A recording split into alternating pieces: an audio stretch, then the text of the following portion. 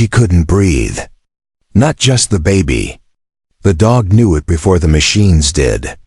For 5 straight nights, he never left her side, not to eat, not to sleep, not even to blink.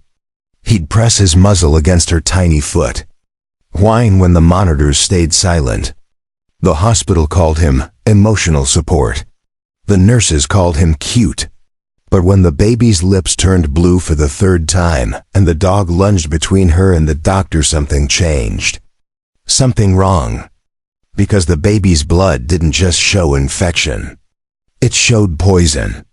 And the only one who knew was the shelter dog who'd been sleeping on the floor beside her crib.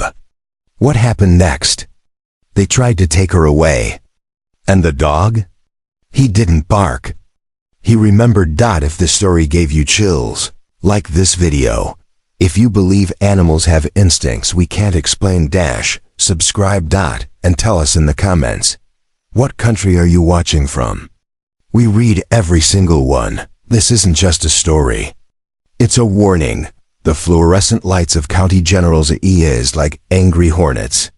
Marla Vance clutched her 4-month-old daughter, Leela, against her chest, her knuckles white. Leela's breaths came in shallow, rattling gasps, each one a knife twisting in Marla's ribs. 3 days of fever. 3 nights of silent terror. Her cheeks, once round and rosy, now hollowed. Her skin, fever-bright. At her feet, Kale, a massive golden-coated mutt with a scar across his left ear, didn't move. He'd been there since the moment they walked in. No wag, no tail. Just stillness. His eyes never left Leela. Marla had adopted him 6 months ago from the Willow Creek shelter, a broken dog with too much soul and no place to go. He'd never once growled. Never once barked. Until tonight. "Ma'am," a weary doctor said, clipboard in hand, his scrubs stained with coffee. "Leela's viral. High fever. Dehydration. We'll keep her overnight." "She's not just sick," Marla whispered, voice cracking. "Kale won't leave her. He whines before she stops breathing. I've seen it 3 times. The doctor sighed. "Dogs sense anxiety. He's reacting to your fear." Marla's eyes burned. "He didn't whine when I cried. He whined when she started choking." Kale shifted. A low, vibrating growl rumbled from his chest, not aggressive. Warning. Layla's body stiffened. Her lips turned blue. Her tiny chest didn't rise. Marla screamed. Kale surged forward, not at the doctor, but between the baby and the nearest nurse. His body became a wall. His eyes locked on Lila, code blue. The room erupted. Medics rushed in. But Kale didn't back down. He stayed. Until the oxygen mask was placed. Until her color returned. Then he sat. Eyes still on her. Watching. Waiting. The nurse, Elena Ruiz, paused. She'd seen hundreds of pets. But never one like this. She knelt beside Marla. "What's his history?" Marla swallowed. He was found in a storage unit, starving, no collar. No tags, just watching a sick kitten through a crack in the door. Elena didn't speak. But her gaze didn't leave Kale. She knew. This wasn't loyalty. This was detection. The next 18 hours became a silent war.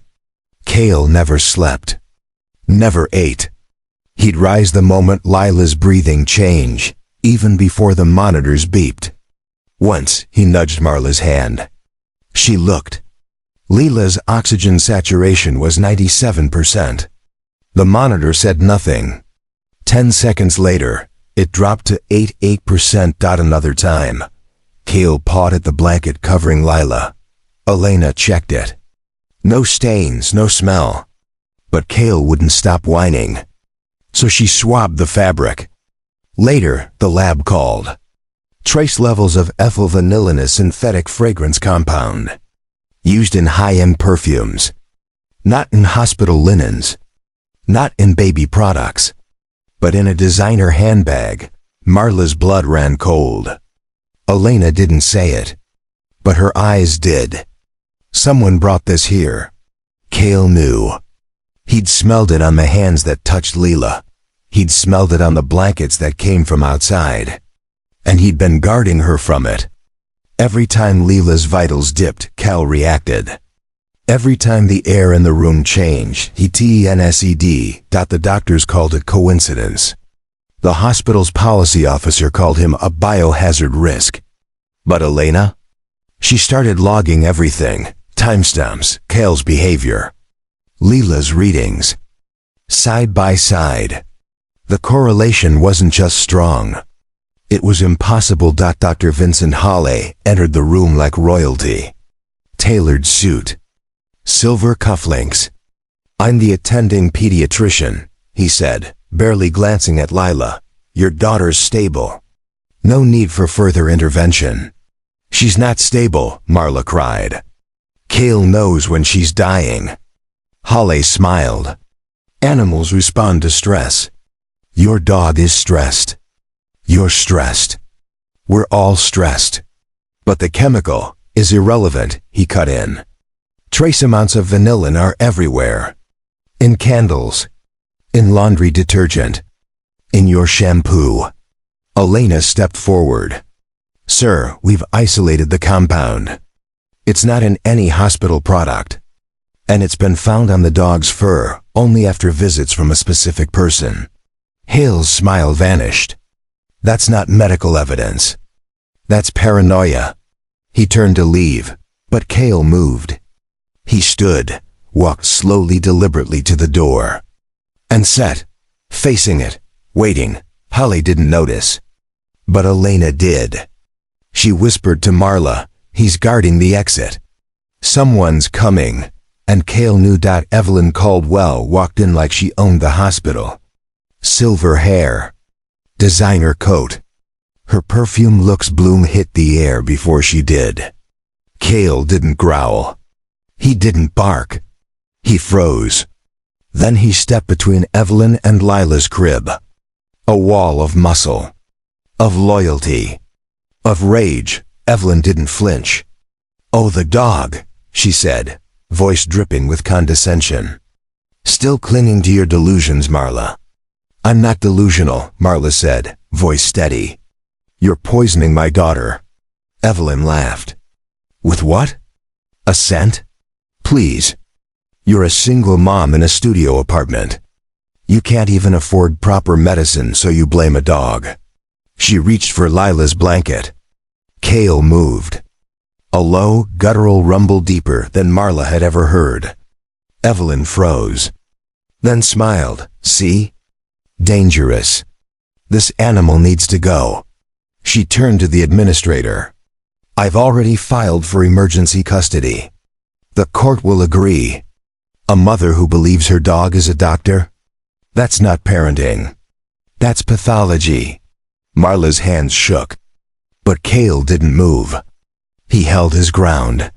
For Leela, for justice, for truth. The lab report came at 2 a.m. Elena had pulled every string. The compound in Lila's blood? Identical to the one in Evelyn's perfume. And the concentration? Too high for incidental exposure. It was repeated. Intentional. And Cale? He'd been detecting it before the machines. Dr. Marcus, the pulmonologist who'd once laughed at Marla, now stood beside her. "This isn't a case of neglect," he said. "This is child abuse." They presented it to the hospital board. They demanded action. Evelyn's lawyers came. They threatened lawsuits. They called Cale a biological anomaly. They said Marla was mentally unstable, but the footage didn't lie. Evelyn's visits. The perfume. The timing. Cale's reactions. Every single one. Elena pulled out her phone. "Watch." The video played. Evelyn, entering Leela's room. She pulls out a small spray bottle. Tucks it into her purse. Then she sprays the inside of Lila's blanket.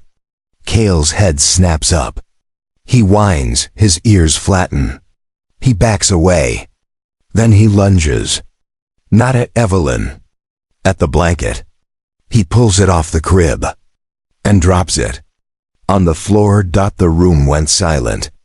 Marla whispered, "He didn't just smell it. He knew what it did." The court hearing was a battlefield. Evelyn sat with perfect posture. Marla sat with Cale at her feet. The judge asked, "Why would a grandmother harm her own granddaughter?" Evelyn's lawyer answered, "She's jealous. She's desperate. She's projecting." Then Marla spoke. "I didn't know," she said, voice quiet. "I didn't know why Leela kept getting sicker. I didn't know why the doctors kept saying, 'It's normal.' But Cale, he knew. He knew before the machines, before the tests, before anyone else." She looked at Evelyn. "You didn't just want custody. You wanted me to break, to look like a crazy woman, so you could take her." Evelyn's mask cracked. Just for a second. A flicker of panic. Then she smiled. "Lawsuits are expensive, dear. And you're broke." Marla didn't flinch. "I'm not broke." She held up a photo of Cale receiving a medal from the American Humane Society because he saved her life.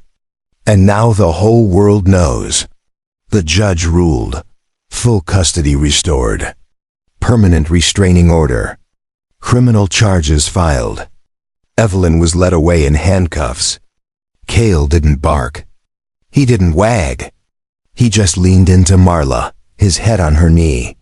His warmth her anchor, but the victory didn't last. 2 days later, 2 officers stood in the A lobby. "Ma'am," one said, "we have a quarantine order for the dog." Marla's heart stopped. Evelyn's lawyers. They'd found a loophole. Cale was released. That night, Marla walked into Leela's room. Cale padded beside her. Evelyn was there, smiling, holding a new blanket. The scent hit them first. Luke's bloom. Cale didn't growl. He didn't bark. He charged. Not at Evelyn. At the blanket. He knocked it to the floor. Then he sat. Eyes locked on Evelyn. Elena pressed record. Security moved in. Inside Evelyn's purse, 2 more bottles. And a note. "Next time I won't be caught." The police took her. Again. This time for attempted child endangerment. The judge gave her 7 years. And a lifetime of silence. The next morning, Leela took her first steps. Cale stood beside her. One paw on the floor. One eye on her, ready, always ready. Marla held her daughter close. Elena stood beside them. Thomas, the nurse who'd fought beside them, smiled. "I've got an offer," he said. "My apartment. Fenced yard. Big enough for all of us." Marla looked at Cale, at Lila, at Thomas. She thought of the lies, the silence, the dog who never gave up. She took Thomas's hand. "Yes." They moved in that week. Leela grew stronger. Cale slept at the foot of her crib. No alarms, no chemicals, no threats. Just peace. 1 year later, Lila laughs. She runs. She climbs. She hugs Cale like he's her shadow. Thomas is her dad. Cale is her guardian. Marla is her mother. No blood. Just choice. Just loyalty. Just love. The hospital invited Cale to visit other children. He sits. He watches. He doesn't bark. He doesn't need to. The kids feel it. The fear. The pain. The danger. And Cale, he just stays. Because some heroes don't wear capes. Some don't have names. Some just have a heart. And a nose. And the courage to stand between a child and the darkness. They say dogs can't save lives. They say animals don't understand medicine. They say mothers are hysterical. But Cale knew Dot, and now the whole world knows too. Dot. So if you've ever felt alone, if you've ever been dismissed, if you've ever been told you're imagining things, remember Cale, remember Marla, remember Leela, and remember this. The truth doesn't always speak. Sometimes it just stays and waits and protects until someone finally listens.